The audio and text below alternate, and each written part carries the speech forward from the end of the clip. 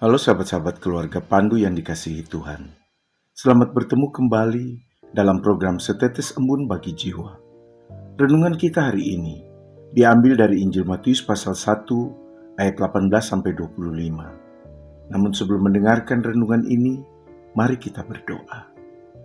Tuntunlah kami ya Tuhan, saat kami merenungkan firman-Mu. Biarlah Roh-Mu yang kudus memberi kami pengertian, agar kami tidak salah dalam memahami dan juga melakukan firman-Mu. Terpujilah Engkau ya firman yang hidup. Amin. Tetapi ketika ia mempertimbangkan maksud itu, malaikat Tuhan nampak kepadanya dalam mimpi dan berkata, "Yusuf anak Daud, janganlah engkau takut mengambil Maria sebagai istrimu, sebab anak yang di dalam kandungannya adalah dari Roh Kudus." Matius 1 ayat 20.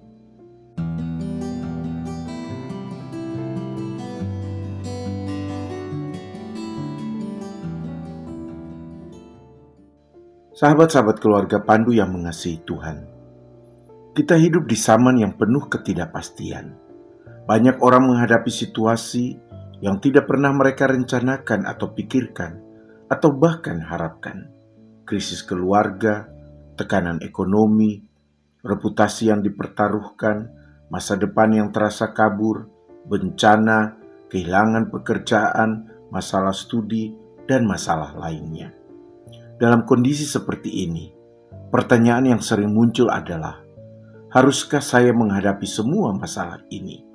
Bagaimana orang menilai saya di tengah masalah ini?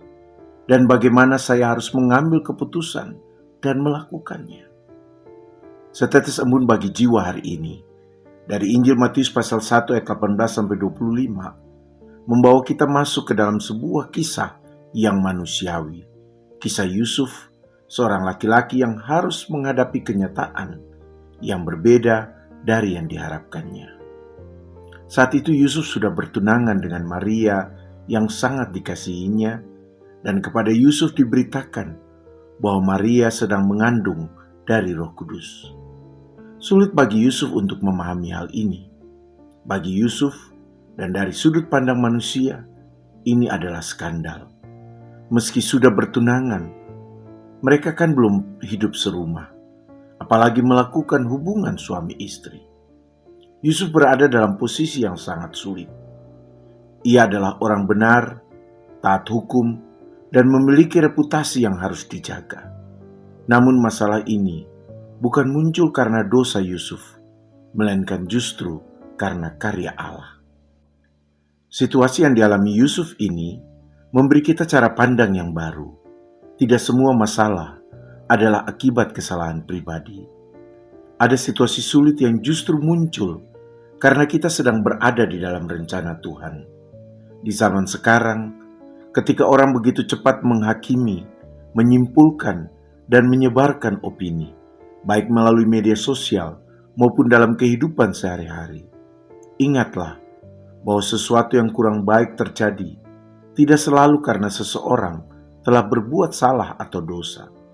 Tetapi firman Tuhan mengingatkan kita bahwa apa yang tampak sebagai masalah atau bahkan kegagalan bisa jadi merupakan bagian dari karya Allah yang lebih besar. Jadi dalam masalah Yusuf ini, masalah ini muncul bukan karena Yusuf berbuat dosa. Justru sebaliknya, masalah ini muncul karena Allah sedang bekerja.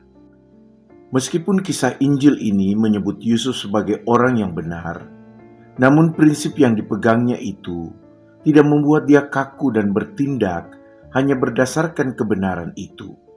Dalam menghadapi masalahnya dengan Maria, dia bertindak hati-hati, memilih untuk menceraikan Maria secara diam-diam demi melindungi martabat Maria.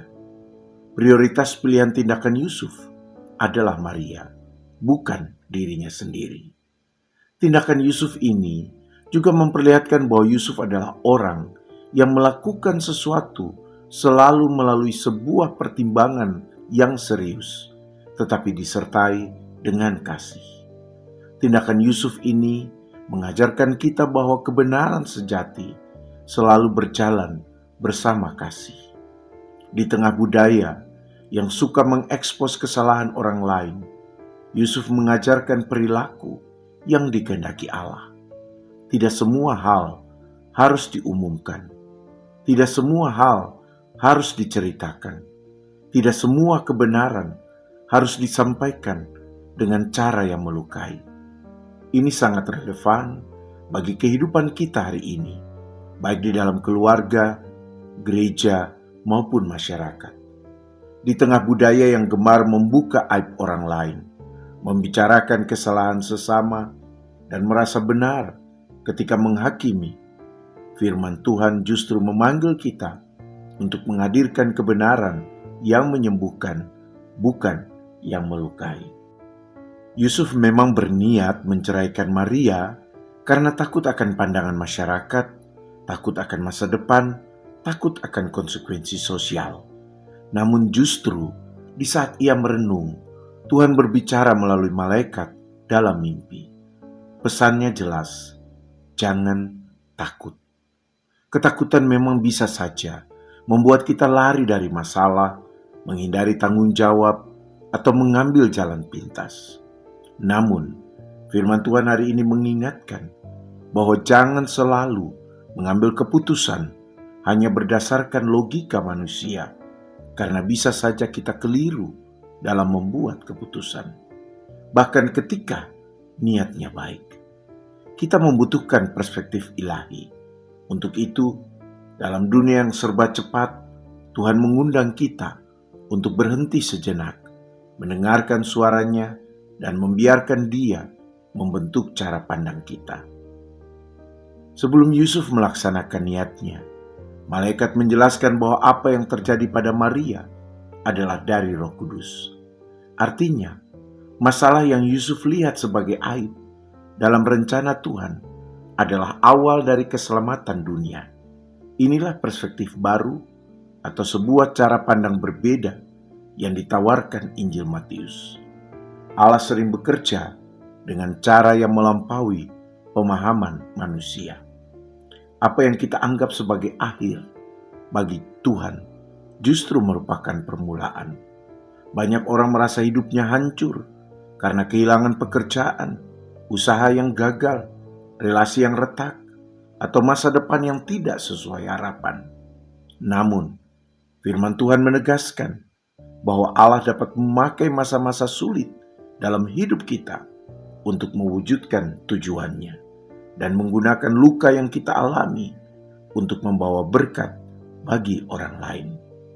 Jadi supaya Yusuf tidak salah dalam bertindak, Allah hadir pertama-tama menyelamatkan keluarga Yusuf dan Maria, supaya melalui keluarga ini, keselamatan dari Allah juga bisa diterima seluruh keluarga di dunia, seluruh umat manusia.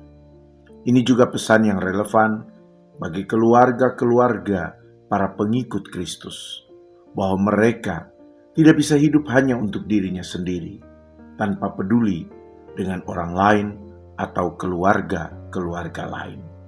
Kepada Yusuf, malaikat juga mengatakan bahwa anak yang akan dilahirkan Maria akan dinamai Yesus dan disebut Immanuel. Alasannya adalah karena Dia bukan hanya Allah yang akan menyelamatkan kita di tengah berbagai krisis yang kita alami, tetapi Dia juga adalah Allah yang tetap menyertai kita dalam menjalani setiap krisis kehidupan kita, terlebih ketika kita belum melihat jalan keluar dari krisis yang kita alami. Ini bukan sekadar pernyataan teologis, tetapi sebuah realitas hidup. Allah tidak menunggu hidup kita tanpa krisis terlihat teratur, baru Dia hadir. Ia masuk ke dalam kekacauan, ketidakpastian, dan ketakutan hidup kita di tengah-tengah dunia ini untuk menguatkan kita. Di tengah dunia yang sering tidak aman dan nyaman, terutama karena ulah manusia sendiri, pesan ini sangat kuat. Kita tidak berjalan sendirian. Allah menyertai kita di tengah keluarga yang bermasalah, di tempat kerja yang menekan, di tengah lingkungan yang tidak aman-aman saja, di tengah alam yang mulai menghukum manusia karena kejahatan dan kerusakan yang diakibatkan oleh manusia, dan di masa depan yang tidak selalu jelas bagi kita. Sahabat-sahabat keluarga Pandu yang dikasihi Tuhan, Yusuf sebenarnya bukan hanya orang yang tulus hati, tetapi juga benar di hadapan Tuhan. Itu artinya bahwa Yusuf hidupnya sesuai dengan kehendak Allah, atau setidaknya sesuai dengan hukum yang ada. Jadi Yusuf sekarang sadar bahwa karena ini semua adalah kehendak Allah dan dia mau hidup sesuai dengan kehendak Allah. Karena itu, setelah mendengar penjelasan malaikat, Yusuf akhirnya taat. Yusuf memutuskan untuk melakukan apa yang disampaikan malaikat kepadanya.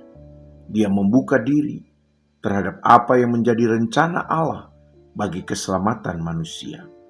Yusuf tidak lagi melihat masalah yang dialaminya bersama dengan Maria secara negatif.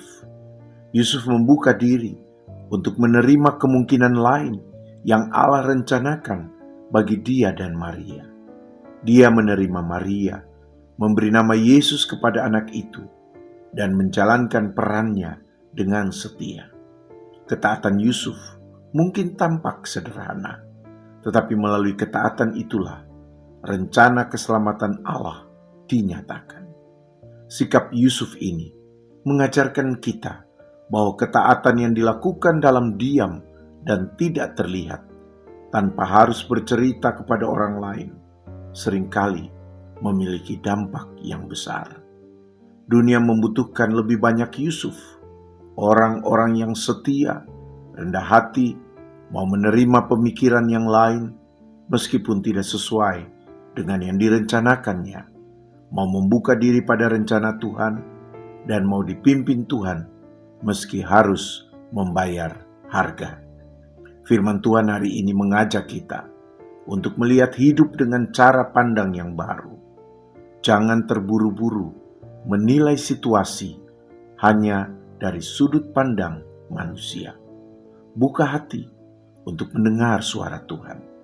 Jangan lari karena takut, tetapi buatlah pertimbangan dengan baik sesuai dengan kehendak Tuhan. Kemudian ambillah keputusan dan melangkahlah dengan iman. Kiranya kita dimampukan untuk percaya bahwa di balik setiap ketidakpastian, Allah sedang bekerja. Immanuel, Allah beserta kita, kemarin, hari ini, dan sampai selama-lamanya. Mari kita berdoa. Ya Bapa yang penuh kasih, kami bersyukur karena Engkau adalah Allah yang menyertai kami di setiap krisis kehidupan.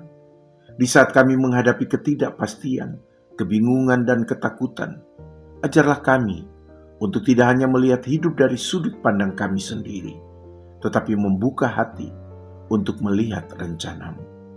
Ya Yesus Kristus, ampuni kami apabila kami sering mengambil keputusan karena takut, bukan karena iman. Bentuklah hati kami seperti Yusuf, hati yang benar, rendah, dan taat, mau mendengar suara-Mu dan melakukan kehendak-Mu, sekalipun jalan yang harus ditempuh tidak mudah. Tolonglah kami untuk percaya bahwa di balik setiap pergumulan Engkau sedang bekerja.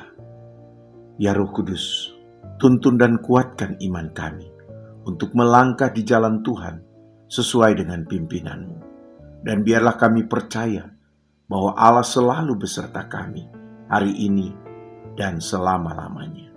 Karena Dia adalah Immanuel. Terpujilah Engkau ya Bapa, Putra dan Roh Kudus.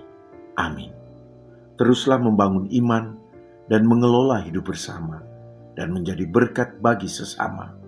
Tuhan Yesus memberkati kita.